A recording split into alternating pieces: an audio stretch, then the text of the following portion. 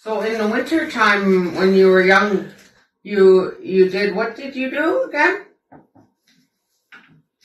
I went to school when I was 10 years old. Oh. So in winter time, before that, in winter time, I gotta go back.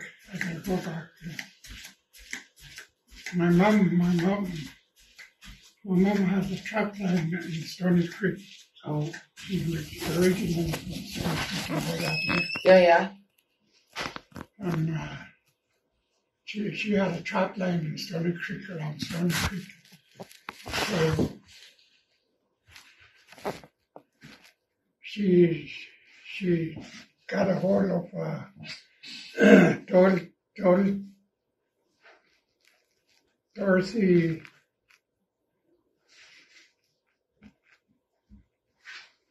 Thomas strapline out Morris Creek.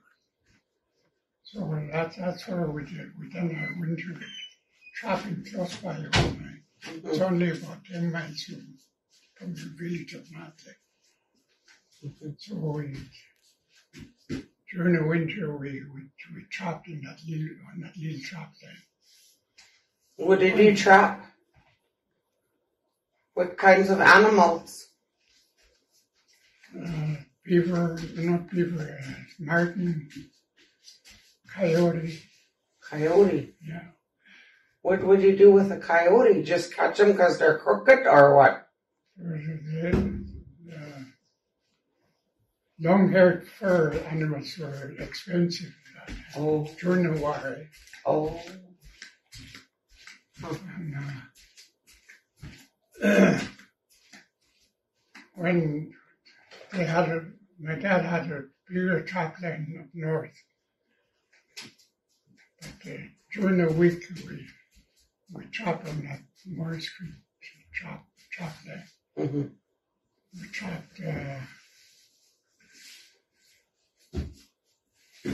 trapped coyotes. Squirrels were expensive at that. $1.10 each. Really? 1940, that was a lot of money. Yeah. Squirrels, though, what would they want with it? The fur? Yeah. Oh. Squirrels, lizards, and stuff like that. Where did you sell your furs at, George?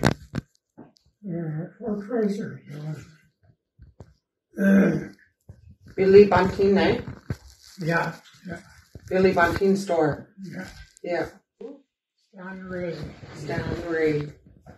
don't know if you remember, you met Jimmy Ray.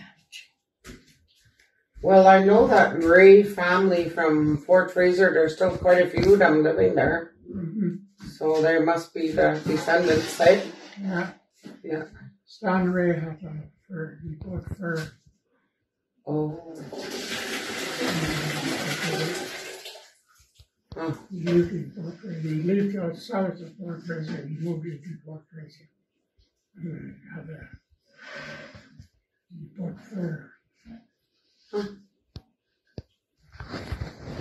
Do you remember getting drinking water out of Notley River? Yeah. Yeah. One of those got our water out there until the farm that Charlie start putting stuff into the water then, eh? Yeah. They were ranchers and they polluted the Notley River. When I was a teenager, I went to Prince George to buy some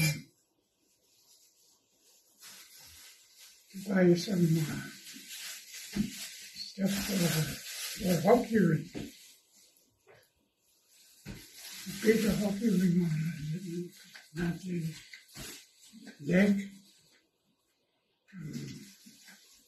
Myself and Richard went. We collected money and we went about it with Prince George. How did you get there? Alfred had a car. Oh, wow. And what year were you born, Uncle George? 1933. 1933. So he was a teenager. Must have been 40... 1950 would have been 17. 1950, maybe. Yeah, 1940 to 1949, I spent. I was a residential school here. I don't know if you knew this, but there was a residential school over here. Right on this land here. Yeah, I've seen pictures, yeah. Until 19... I spent 1949, 1943 to 49 in the residential school. Mm-hmm. Did you go home in the summer? Yeah. Oh, that's good. At least that day. Did they feed you good food when you were in that residential school, or were you hungry? Like, I've heard other people say that they were quite hungry sometimes. Yeah. Poor food. They raised chickens and stuff like that, beef cattle. We had eggs once a year. What? Once a year? They had a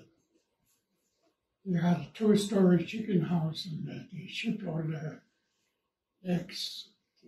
So, Uncle George, before you went to residential school, do you remember how you lived? Because didn't always stay in one place. Is that true?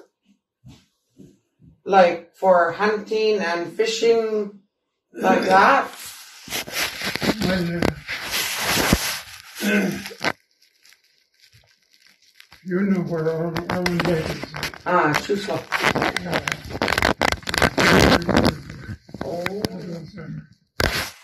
Our people, most of our people moved there in October. Oh.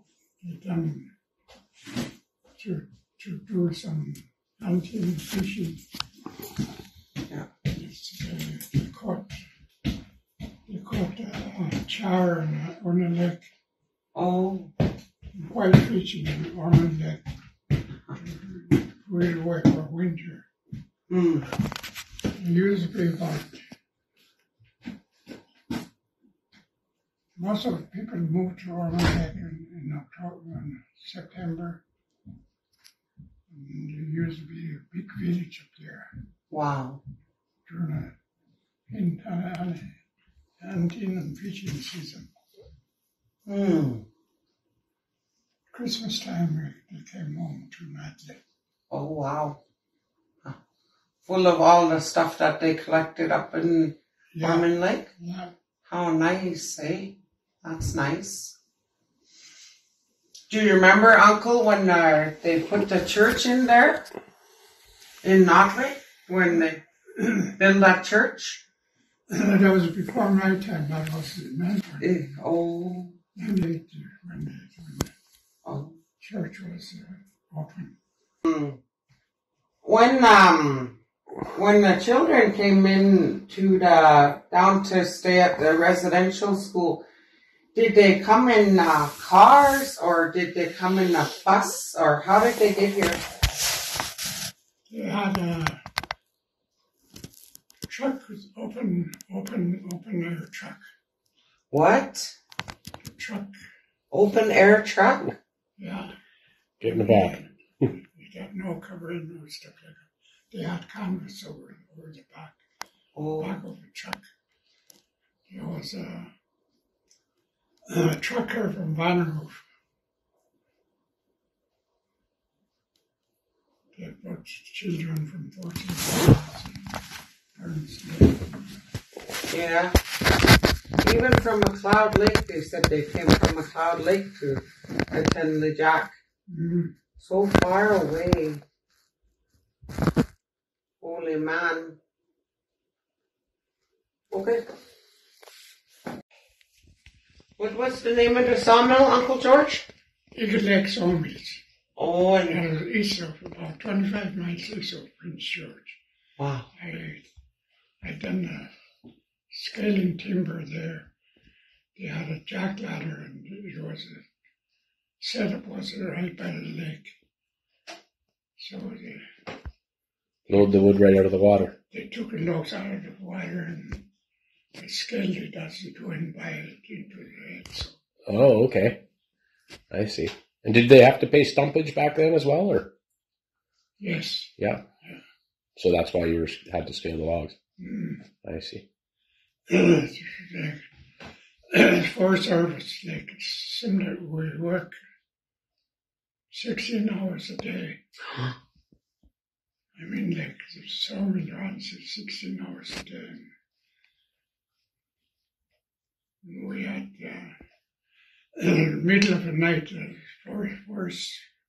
forestry people would come and stop everything, and then they start checking our scaling. Me that they buried some behind the toilet over here. There was an outside toilet. She says she watched them bury them behind the toilet. And Minnie's daughters, that's who she was telling them all the stuff that they done to her. She said she wasn't that bright to begin with, and then they make her watch the babies before they die. And then she watched them throw them in a stove. And then she watched the priest bury the babies over here in the pig pen. Oh no. Said in the middle of the night he used to do that. There's so much stuff that they tell me, and it's so horrible. And the guys that come around and looking for stuff, they never look for bodies. Then they call us bullshitters and everything on TV. I was in school there, I was 10 years old. I was the last of the family. The youngest, eh? The youngest, and they kept me at home till I was 10 years old. And then they brought me over here. When I got over here, the boys were on this side of the, and the girls on the other side. Yeah. Other side of the building. Yeah. And when I got to school, there was a big boy from Stony Creek, Moses Patrick. He was the strongest boy in the boys' side. He became my friend, and so nobody bothered me. Oh, that's nice. Yeah. When he left, Stephen Quad was the biggest boy. I don't know you. I remember him, yeah. Yeah. So he became my friend and so on. So I had protection. The rest of the big boys never bothered me.